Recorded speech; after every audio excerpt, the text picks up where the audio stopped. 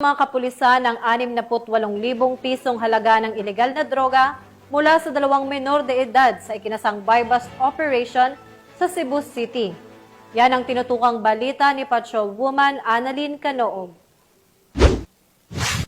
Nasabat ng mga otoridad ang nasa 68K na halaga ng hinihinalang shampoo mula sa 2 menor de edad sa nilunsad na buy-bust operation sa Sitio Bato, Barangay Ermita, Cebu City nitong Miyerkules, 10 ng Setyembre sa taong kasalukuyan. Kinilala ni Police Major Tom Ed Taguy II, Station Commander ng Police Station 5, Cebu City Police Office, ang mga suspect na sina alias Makoy, 17 anyos at alias Arnold, 15 anyos, kapwa residente na nabanggit na lugar. Dako alas 2:20 ng hapon na magsagawa ng buy-bust operation operatiba na kung saan aresto ang mga suspect. Nakuha mula sa kanila ang 9 na pakete ng hinalang shabu na aabot sa 10 gramo at may standard drug price sa 68,000 pesos at buy-bust money. Agad na dinala ang mga suspect sa nasabing himpilan para sa dokumentasyon at tamang disposisyon. Matagumpay pong nakapagsagawa ng buy-bust operation ang ating Station Drug Enforcement Unit sa Sitio Bato, Barangay Ermita, Cebu City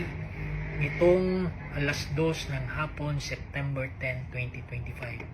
Sa nasabing operasyon ay naaresto ang 2 menor de edad. Muling pinapaalalahanan ng Carbon Police Station 5 ang publiko, lalong-lalo na sa ating nakasasakupan, partikular sa mga kabataan at kanilang mga magulang, na iwasan at labanan ang tukso ng paggamit at pagbebenta ng ipinagbabawal na gamot. Ang droga ay hindi lamang nakakasira ng kinabukasan, kundi nagiging sanhi din ito ng krimen at iba pang kaguluhan sa ating komunidad.